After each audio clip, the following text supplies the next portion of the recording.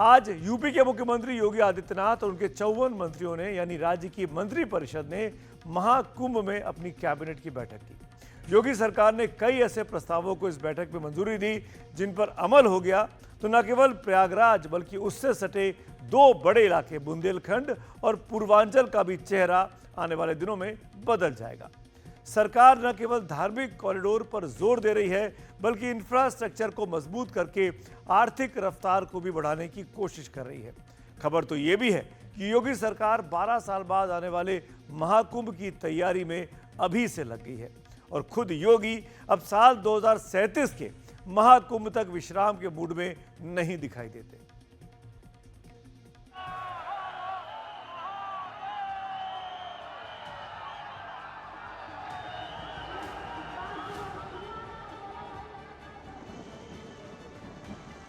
मुख्यमंत्री योगी आदित्यनाथ का ये रूप उनके कई मंत्रियों ने भी पहली बार देखा। संगम में डुबकी लगाते योगी आदित्यनाथ,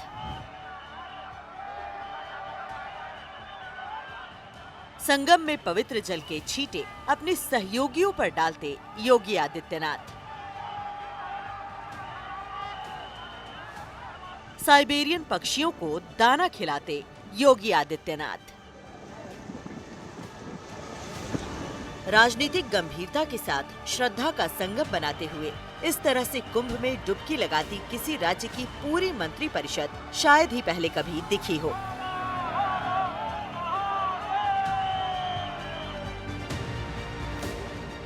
आज हम आपको बताएंगे कि कैसे योगी आदित्यनाथ ने महाकुंभ से 4 संदेश दिए। पहला संदेश, प्रशासनिक संदेश। योगी ने बताया कि सरकार अपना प्रशासन कहीं से भी चला सकती है, जरूरी नहीं कि वो राजधानी लखनऊ ही हो।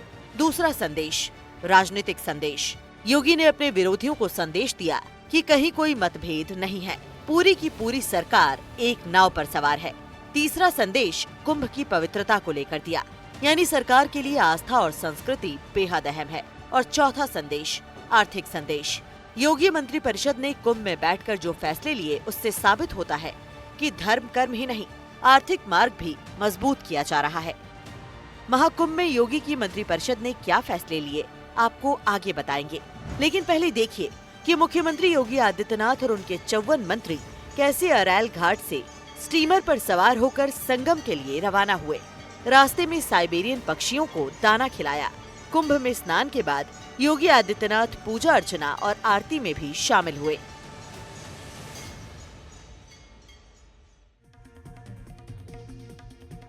और ये जो योगी सरकार ने आज आस्था की डुबकी लगाई उस पर अब राजनीति भी शुरू हो गई है। समाजवादी पार्टी के मुखिया अखिलेश यादव ने आज कहा कि महाकुंभ कोई ऐसी जगह नहीं है जहां से राजनीतिक फैसले लिए जाएं। लेकिन योगी सरकार ने न केवल प्रशासनिक फैसले लिए बल्कि राजनीतिक संदेश भी साफ दिया है। योगी ने अपने उन सहयोगियों को आज खास तवज्जो दी जिनकी तरफ से कभी आरोप लगे थे कि योगी सरकार उन्हें साथ लेकर नहीं चल रही है।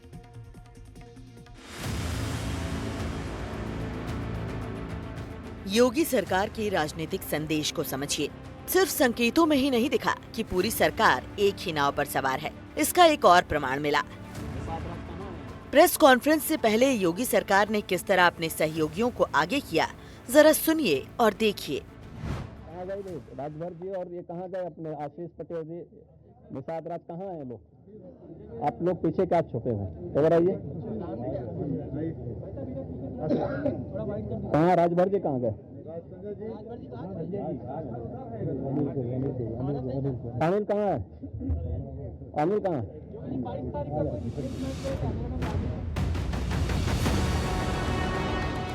तस्वीरें इसलिए महत्वपूर्ण हैं क्योंकि योगी सरकार पर सहयोगी पार्टियों को साथ न लेने का आरोप लगता रहा है।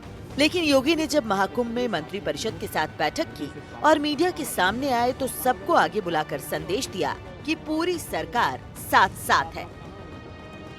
आप लोग पीछे क्या छुपे हैं? इधर आइए।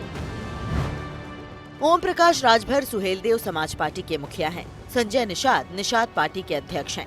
आशीष पटेल अपना दल के नेता हैं और अनिल कुमार आरएलडी कोटे से योगी सरकार में मंत्री हैं। निषाद राज कहाँ हैं लोग? योगी ने जब नाम लेकर बुलाया तो संजय निषाद आगे आकर खड़े हो गए। इधर आइए। आशीष पटेल भी पीछे से आगे आ गए। अनिल कहाँ? और अनिल कुमार भी उनके बगल में दिखे। ओम प्रकाश राजभर कैमरे के दायरे में नहीं आ पाए, लेकिन वो भी योगी के कहने पर आगे आकर खड़े हो गए थे। ये तो हुई राजनीतिक संदेश की बात, लेकिन योगी ने महाकुंभ से जो आर्थिक संदेश दिया वो बेहद खास है। जो प्रयागराज है, यहाँ पर 12 साल बाद फिर महाकुंभ लगेगा और ये होता है कि हम आगे कैसे क्या करना है उसके बारे में आज की कैबिनेट में लंबी चर्चा हुई कि उस वक्त जब महाकुंभ लगेगा तो उस वक्त हमें क्या क्या तैयारी करनी चाहिए, उस पर एक चर्चा हुई। दूसरा आपको बताऊं कि प्रयागराज, मिर्ज़ापुर जहां विंध्यवासिनी मंदिर है और वाराणसी जहां काशी विश्वनाथ मंदिर है, तो ये जो तीनों बड़े इलाके हैं, 7 ज़िलों को मिला करके एनसीआर की तर्ज पर एक डेवलपमेंट अथॉरिटी बनाने का एक बड़ा फैसला हुआ, क्योंकि व्यवस्थित तरीके से इंफ्रास्ट्रक्चर डेवलपमेंट हो, वहाँ अर्बनाइजेशन हो, ये पूरा एक रिलीजियस सर्किट है, तो यहाँ इकोनॉमी को बूस्ट करने के लिए हुआ। एरो स्पेस और डिफेंस प्रोडक्शन में इन्वेस्टमेंट बढ़ाने पर चर्चा हुई। केंद्र सरकार की एक स्कीम है जिसमें हर जिले में मेडिकल कॉलेज खोला जाए, उस पर बातें हुई। तो क्या योगी ने अगला 12 साल लॉक कर लिया है? हम ये बात क्यों कह रहे हैं, जरा ध्यान से समझिए। 12 साल बाद इसी प्रयागराज में फिर महाकुंभ का मेला लगने वाला है।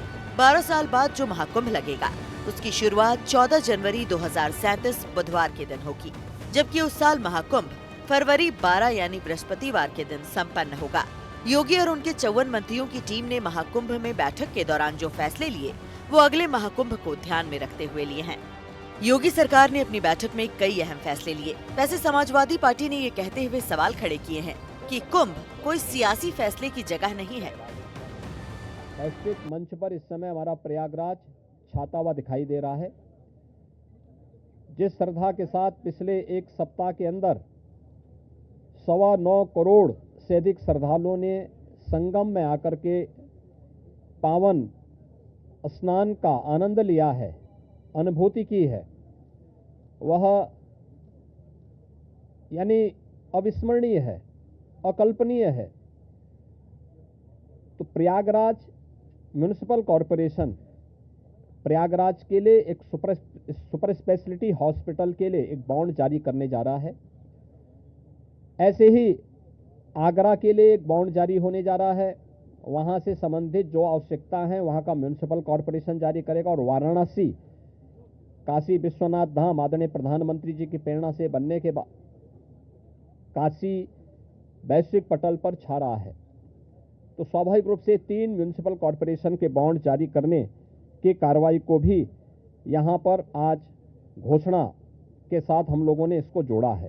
कुंभ और प्रयागराज वो स्थान नहीं है जहाँ पर राजनीति और राजनीतिक कार्यक्रम और फैसले लिए जाएं। कैबिनेट ही पॉलिटिकल है सर। कल जो ज्वाइंट पार्लियामेंट और कुंभ के स्थान पर कैबिनेट करना ये पॉलिटिकल है और पॉलिटिकल संदेश देना चाहते हैं वो लोग। समाजवादी पार्टी के लोग मन से और आस्था है उनको। हम में से बहुत सारे लोग हैं जो गंगा स्नान कराए होंगे, उन्होंने तस्वीर भी नहीं डाली होगी, कहीं भी ना आपको बताया होगा।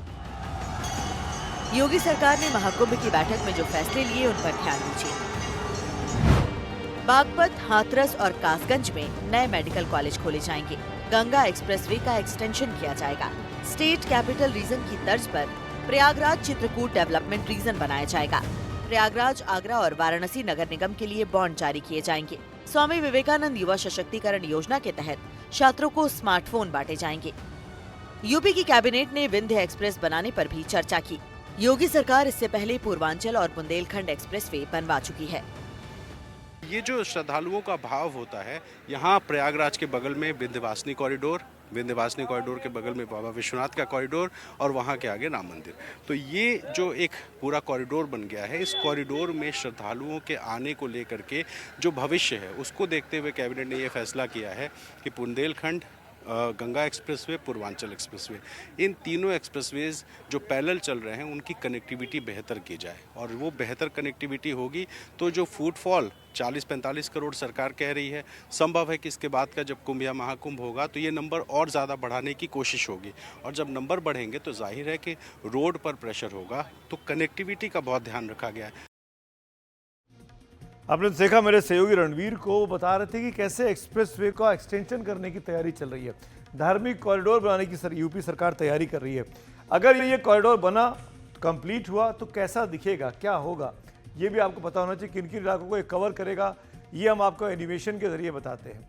उत्तर प्रदेश में मेरठ से प्रयागराज तक का जो गंगा एक्सप्रेसवे बन रहा है, उसका एक्सटेंशन किया जा रहा है। अब इसे पूर्वांचल एक्सप्रेसवे से जोड़ने की तैयारी हो रही है। एक्सटेंशन के बाद इस एक्सप्रेसवे से आप कहां कहां पहुंच सकते हैं, इस एनिमेशन के जरिए आप समझिए।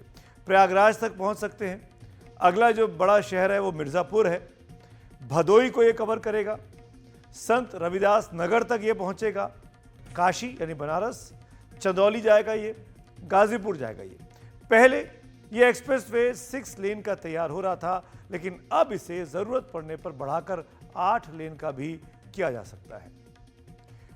आइए चलिए अब हम आगे बढ़ेंगे, इस खबर से आगे निकलेंगे। और दिल्ली में विधानसभा चुनाव को लेकर तैयारियां ज़बरदस्त तरीके से चल रही हैं।